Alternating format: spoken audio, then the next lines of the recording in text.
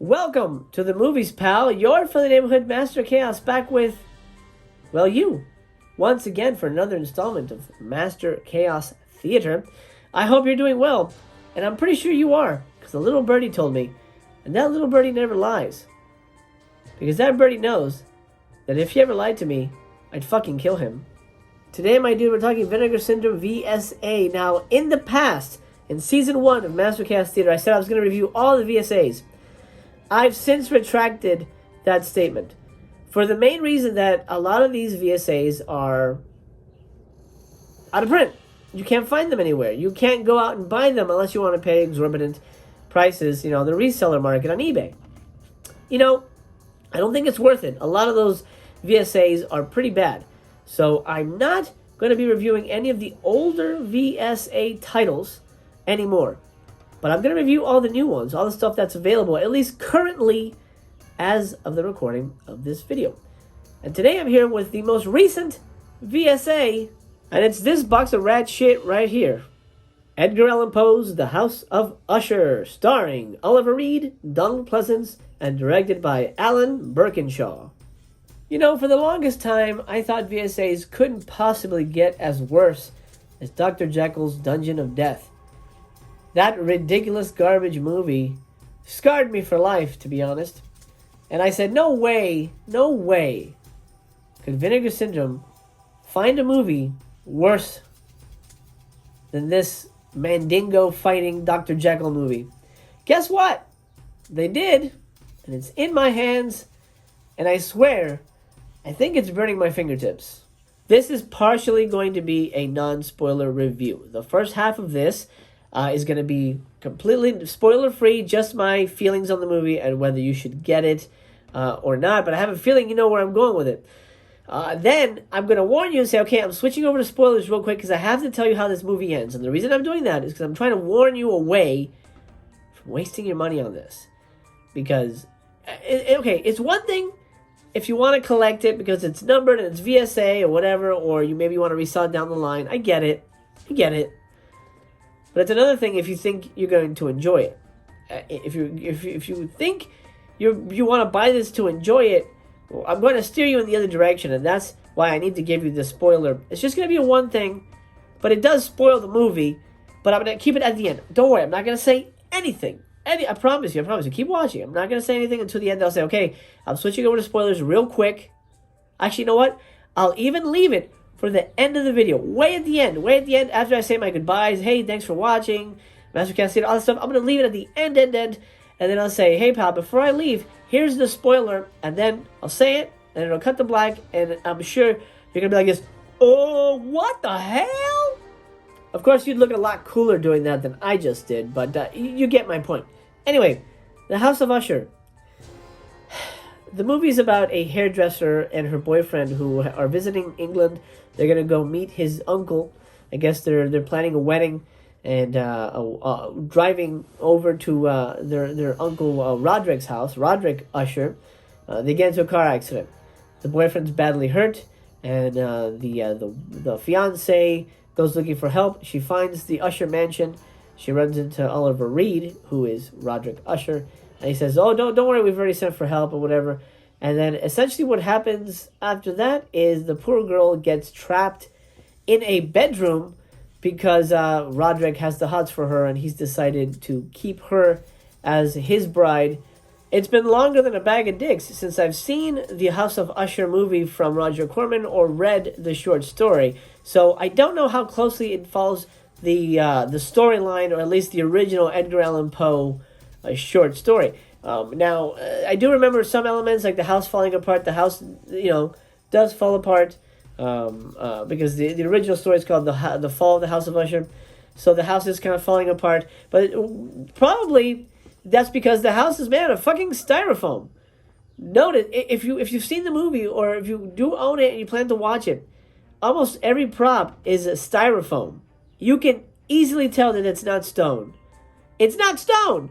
And there's one scene where, like, the main girl here, who, by the way, is the most boring, vanilla main character ever. She's moving a heavy marble, like, pedestal to, like, try to climb out a window. And she picks it up. She picks it up like it's a pillow. Yeah, right! Yeah, right. That, no way. No way, man. That lady barely has any muscle tone. How could she pick that up like it's nothing? Because it's styrofoam, that's why.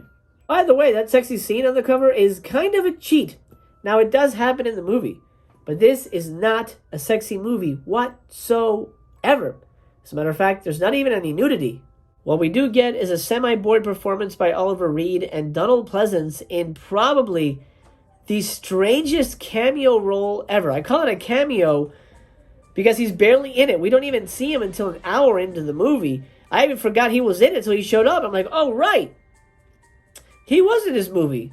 Now, look, I love Hammer movies. I love creepy castle movies. I love, proper lads and ladies and fancy outfits, stalking around dusty hallways with candles and cobwebs. I love all that shit. That stuff makes me happy. But those are horror movies. This is not a horror movie. This is as close to a horror movie as Hotel Rwanda is close to being Caddyshack 3. 1 star. Well, no stars. No stars. How about that? No stars. I truly despised this movie for committing the ultimate sin of being completely dull, nonsensical, and delivering the most infuriatingly stupid finale in movie history. The most god-awful, unforgivable ending for a movie. A movie. Loosely calling it that. If you like bad actors walking around styrofoam sets, talking, well, you probably will hate this movie still. If you don't like Hammer movies, you're not going to like this movie. Even if you're a movie masochist, you're probably going to have a hard time watching this movie. Because there's just nothing to it. Now, they try to make it up at the end with a couple of little gory things here and there, but it cuts away from the violence, and then we just see the aftermath. And that's cheap as shit. Look, nothing's happened in this movie. You can't cut away from the kills, and then just shows bloody people. That's not going to shock us. Did you make this movie for Grandma? Maybe Grandma will be scared, but your target audience will not. Junky junk. Junkety junk. If you want to get it as a collector, go ahead. I'm not stopping. It's your money. If you want to get it because, maybe I could, resell it. If it's truly god-awful, I'm sure I could resell it on eBay. You probably could. If you want to get it because you think, I like Oliver Reed. I like Donald Pleasance.